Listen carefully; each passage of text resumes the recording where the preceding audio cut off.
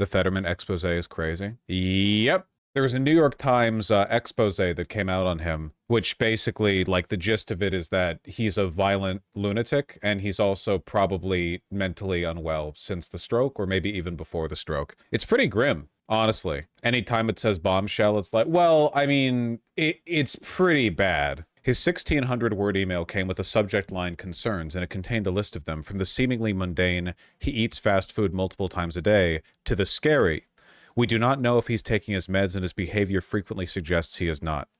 We often see the kind of warning signs we discussed, Gentleson wrote. Conspiratorial thinking, megalomania. For example, he claims to be the most knowledgeable source on Israel and Gaza around, but his sources are just what he reads in the news. He declines most briefings and never reads memos.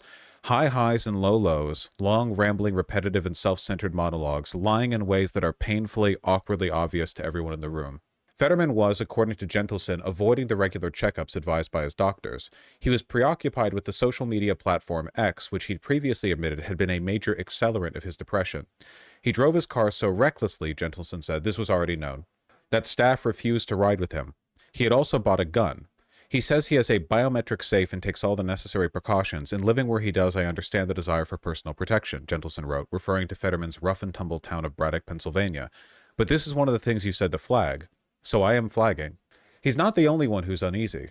Former and current staffers paint a picture of an erratic senator who has become almost impossible to work for and whose mental health situation is more serious and complicated than previously reported.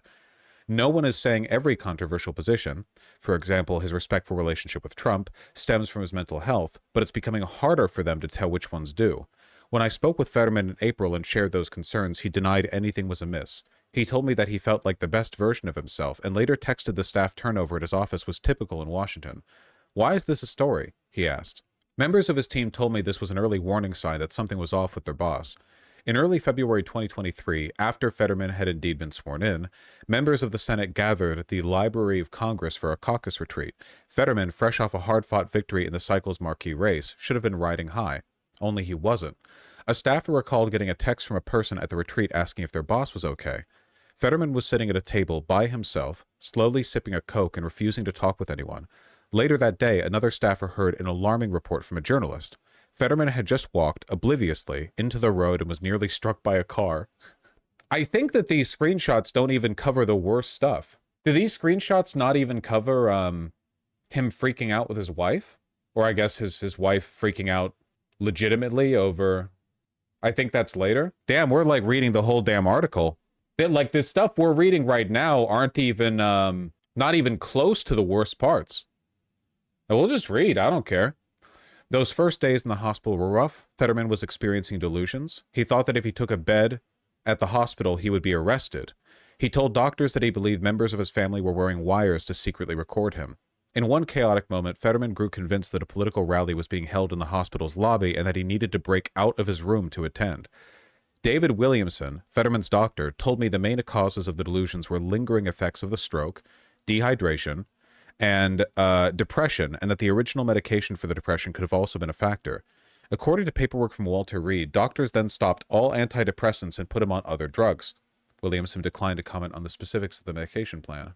One staffer told me there would be entire days when they couldn't let anyone outside the office be around him because he was in, quote, some sort of state, and might say, quote, really up shit to constituents. Sometimes he would just shut down, according to one former staffer. He was saying unhinged shit, according to one text, and spending more time on social media. Stern wrote to the group that it seemed to him like Fetterman was spiraling and that his constant doom scrolling, I think he's on essentially all day now, would only make things worse. It's self-sabotage, Katz texted. Him against the world is his comfortable place. Another staffer chimed in to say the boss had picked a fight in the Senate cloakroom when an attendant wouldn't let him bring a friend in. He said something to the effect of, you let all these imbeciles in here, but you wouldn't let me bring in my friend? I would say that. In May 2024, Gentleson decided it would be best to lay everything out there.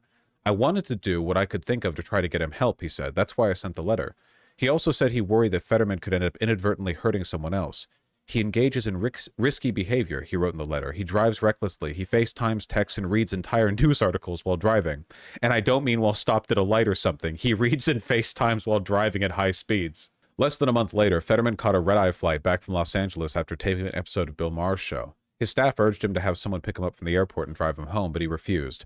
Just before 8 a.m., according to a police report, Fetterman was traveling at, quote, well over the 70-mile-per-hour speed limit on the I-70 when he smashed his Chevy Traverse into the back of a 62-year-old woman's Impala, totaling both cars. Giselle, who had been in the back seat, suffered a pulmonary contusion and spinal fractures. Fetterman, calling from the side of the road, told a staffer he had fallen asleep at the wheel and handed the phone to a police officer. Impala? Isn't that the name of a character in the Zelda series? Yes? That's Impa? No, well, there's lots of characters. It's an animal? Can't it be both? Lots of motherfuckers out there are calling themselves deer these days. It's a miracle no one died, the officer said. These screenshots don't even have the scary stuff, man. But it wasn't just staffers who were upset. There was also Fetterman's wife, Giselle, who had become something of a political celebrity in her own right, a kind-hearted philanthropist, the proprietor of a free store in Braddock that gave away goods and clothing, a formerly undocumented immigrant from Brazil, and a vocal progressive. In early November, just weeks after the attack, Giselle arrived at her husband's Senate office, and according to a staffer present, they got into a heated argument. They are bombing refugee camps. How can you support this? The staffer recalled her saying with tears in her eyes. That's all propaganda, Fetterman replied. It's really cool how all of the narratives about Fetterman getting brain damage made him more Zionist and more conservative were all completely true. And also, the Democratic establishment for not tearing into Fetterman. Like, he literally got brain damage and then became a pro-Israel well, he was already pro-Israel, but got a lot more vocal about it and conservative. Later, a still visibly upset Giselle pulled the staffer aside. She asked him if members of Fetterman's team were pushing him to take these stances for political reasons. The staffer told her the opposite was true. Many of them were as upset as she was. If you're pushing back on this, there's no hope, the staffer recalled her saying. This is horrible news. A few days later, Giselle texted a different staffer. I'm at a breaking point and can't co-sign this any longer. I'd love some help in language to separate myself from this. Can anyone help me? I just got off with the docs, the staffer wrote to Giselle in a text. They said they'll call you to debrief. The staffer went on to say that others shared his worries about Fetterman's behavior and that at least 2 top aides were likely to quit soon because of it. I don't want to sound defensive, but I just want to be clear that this isn't just me. Everyone here is feeling alarmed. I don't think for a second that it's you, Giselle responded. Will he find out tonight that they are leaving? My fear is something is off and it won't register. Giselle then texted that she told her husband that his staff and doctor were worried about him, but that he told her, quote, that's not true, and I guess I am not talking to you today, before hanging up. The doctor had also, quote, said he was fighting to get access of the Twitter account. She went on, please promise me that he'll never have access. The staffer said Fetterman was asking for the passwords, but he would not give them up. I told him I don't want to talk to him until his blood is tested, Giselle wrote. One former staffer recalled overhearing Giselle on speakerphone that December saying to Fetterman, who did I marry? Where is the man that I married? Then they talk about him getting in the car accident. Didn't Elon's ex also restrict him from Twitter? Well, she tried. Clearly didn't work out that well. Still, some of Fetterman's behavior was leaking out into the public. Last year, the Sunrise Movement posted a video of Fetterman mocking and filming one of his constituents, a climate activist who was calmly trying to ask him about a stance on pipelines. Earlier this year, a passenger at a flight... By the way, I understand I'm kind of like belaboring the point here a little bit, but this is why I say conservatism is a mental illness.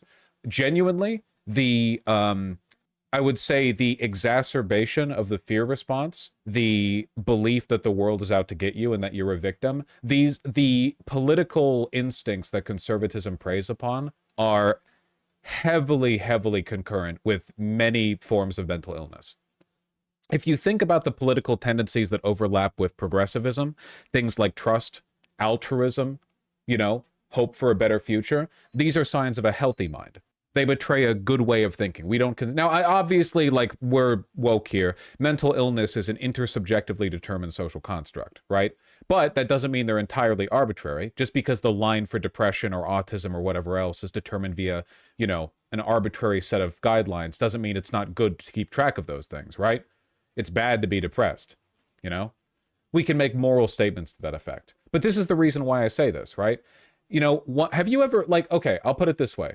Have you ever noticed that, angry old men, when they get, delusional and dementia-addled, get more conservative? That a significant portion of the Fox News boomers who consume that media all day have, a concurrent development, both of their conservatism and of their genuine mentally ill paranoia that like MS-13 is going to break into their house when they live in the suburbs of Michigan or whatever. That's why I say it. It's not like the eradication of conservatism from the political landscape is a war for humanity's survival, and it's a war against like the worst, like the objectively worst parts of our brain. Essentially, it goes beyond like political preference. I don't think conservatives have a well-reasoned preference for anything. I think a lot of them are delusional, like in the very literal sense. I just think their brains work worse than mine does, and yours, and a lot of people's. Earlier this year, a passenger on a flight to Pittsburgh filmed a video of Fetterman getting into an argument with the pilot about wearing his seatbelt in a way that was visible to the crew. Wait, isn't that video public? Wait, hold on one second. I want to see that video. They delulu with no solulu? Well, that is probably true. Trululu. Is your seatbelt on? Oh, and by the way, this is the reason why conservatives cultivate insuldom.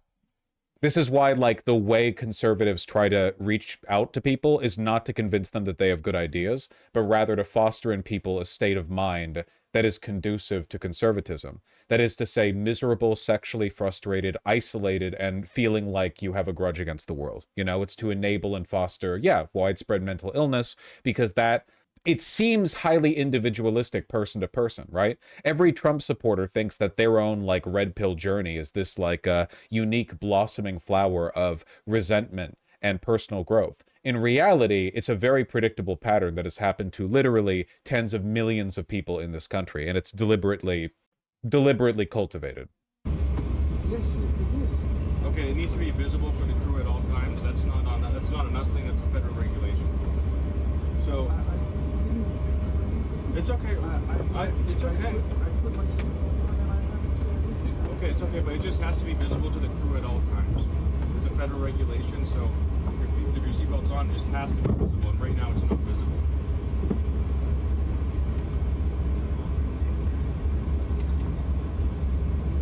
It's so weird and petty to fight this. Well, he's mentally ill. He's literally mentally ill, right? Like he's not well.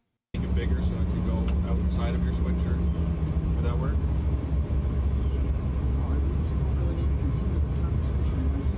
You do, sir. If you want to go to Pittsburgh, it's simple. You have to follow our instructions, or you're going to ask to get off here. We're not asking much. Let it happen. Like all that needs, we need to be able to see your seatbelt at all times.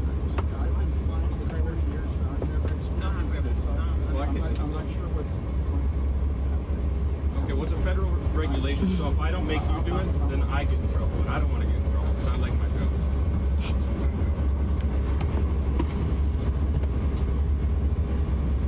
This is over a seatbelt. Do you expect proportional response from somebody who wears an Israeli flag as a cape? Good on the pilot, by the way, for hammering this in, talking to a U.S. senator, by the way. It just goes to show what I said earlier, like in order to be a Republican politician or a Republican influencer, you have to be a grifter or genuinely insane. Fetterman's both. He's definitely both. Moments like this were becoming increasingly difficult for staff to explain, and behind the scenes, things were worse. In March, Fetterman suddenly took an early morning trip to Hartford, Connecticut without telling his team why, leaving them at a loss for what to tell Giselle when she demanded to know why he was missing one of their kids' birthdays. Fetterman objected to this characterization, saying to me, "I took a weekend trip in March to visit the gravesite of my friend from grad school who died in 1993, a trip my staff and family knew about. Took an unprompted, unannounced weekend trip to visit the grave of someone who died 30 years ago on the birthday of one of my kids." This is impeachable on health grounds, surely. This is the America in the 2020s, motherfucker. Take your lame-ass institutional trust out of here. These lands are lawless. If anything, this makes him presidential material. That's true. Don't feel bad for Fetterman. Nah, he was probably a piece of shit, like, from the beginning, and he's always been a Zionist, and he's always taken, like, AIPAC money, at least as long as he's, you know, been in... Like, that was a pre-stroke thing as well. But, you know, clearly got worse. The article goes into that a little bit. Ah, the article. Well, we're all reading the damn article anyway, aren't we? The original article. You're so good to me. You're so nice to me. It's a big one, though, which is the reason why I was looking at the snippets. I am curious to see how it concludes. You're wrong. Of all the politicians that do take AIPAC money, he receives the least. He's been publicly pro-Israel for a while, before the stroke. Is that true though? That he's taken less AIPAC money than a lot of other politicians who have? I know he's taken money, so the stroke just unlocked his actual side. I mean, he's a Democratic senator. Are grifters really that uncommon in that space? Most Democratic senators are Zionist grifters. Yeah, they probably don't have to pay him that much because they know he's already enough of a freak to side with them. You can't reform a carton of sour milk, Fetterman told Ben Ami, according to his notes from the meeting, referring to the Palestinians. Okay. Fetterman said he did not believe in a two-state solution and claimed he had never met an Arab who would condemn Hamas. Correction, the notes from the meeting stated. Only a single Arab he has met with, that staff was present for, wouldn't outright condemn Hamas. Fetterman went on to make statements that shocked people. In opposing a ceasefire, he said, "Let's get back to killing." A person who heard this conversation told me, he said, "Kill them all."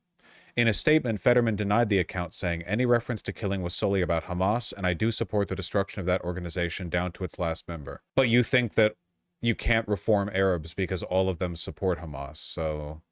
Yeah, he basically gets the least compared to others. I guess there's just not that much sense in wasting money on him when he's going to be that much of a Zionist freak anyway. I mean, it really is like the question is like, how much does it fall on either side of, does Mossad have a video of him fucking a kid versus do they not even need to blackmail him because he was already that much of a freak? Why pay for the milk when you own the cow? Yeah, I suppose so. Fetterman was leaning rightward before he was a senator. It really is crazy that he's untouchable to Democrats. Democrats really will let anyone into the party. Like, Republicans will threaten to primary you if you go against Trump.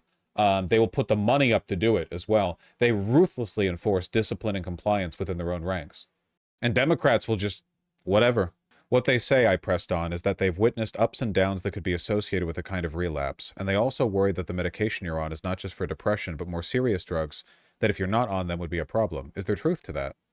I don't have any comment on that, he said. I'm going to go off record. Go off record. Go off record. I cannot report what Fetterman said over the course of the next 4 minutes, but I can say that after he was done talking, I found myself in the hallway outside his office making awkward small talk with one of his press aides. 5 minutes later, the door opened and I was ushered back in. The office felt different now, quiet and tense. Fetterman was still in the same chair but slumped into himself like a deflated parade float. His shoes were now on, and he avoided looking at me. Finally, I broke the silence. Anything to say about that? I asked, hoping to pick up our conversation where we had left off. Wow, that must have been some off-the-record conversation. There's not anyone you're referencing who would be privy to my medical history, he said. Do you care to comment whether they're right or wrong? I'm just going to say that it's disgruntled employees saying things that are either untrue or so. That's the kind of business that we were in, he said. I asked him why these staffers might be disgruntled. For whatever reason, he said, there's a lot of people who just hide behind unnamed sources and articles. I tried to move the conversation to Trump's tariffs and other issues before leaving, but it was plainly clear his mind was elsewhere. His voice was low. He barely bothered to look up. His sentences were clipped. I feel like there's been a kind of tone shift here, I said, trying to catch his eye. Can you tell me what you're feeling, what you're thinking? For the first time since I had returned to his office, he looked right at me. No, everything's great, he said, deadpan. Everything's great. I don't know what you're referencing. You know what I think? I think that the medical history of all politicians should be public information, honestly. Like, it should be illegal for any politician to have any medical visit without a full record of what happened in that medical visit being made public. If we're committed to being run by octogenarians and mentally ill sociopaths, I at least want records of it. I don't know about that. No, I know. No, I understand what that would imply, and I'm saying that it needs to be.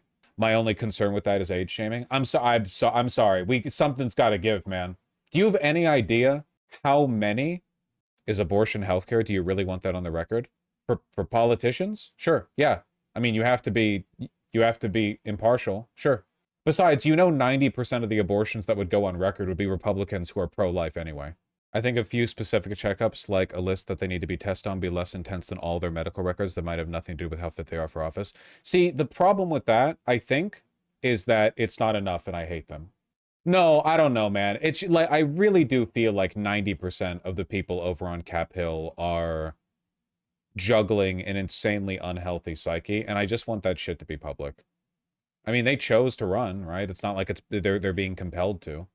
But yeah, just getting every congressman to draw a clock, like an analog clock, every year would be nice. What if they just stop seeing doctors? Force them to have a medical appointment every month. I don't care. Yeah, I don't care. I just hate them. Can we just acknowledge that it's good to hate them? Can we just take a moment? Stop thinking about the consequences of the policies that I'm advocating for and just think about how they're contemptuous pieces of shit. Contemptible and contemptuous, but I meant contemptible, who should be hated. It's morally good to hate them. Okay? That's it. You don't hate them enough, basically.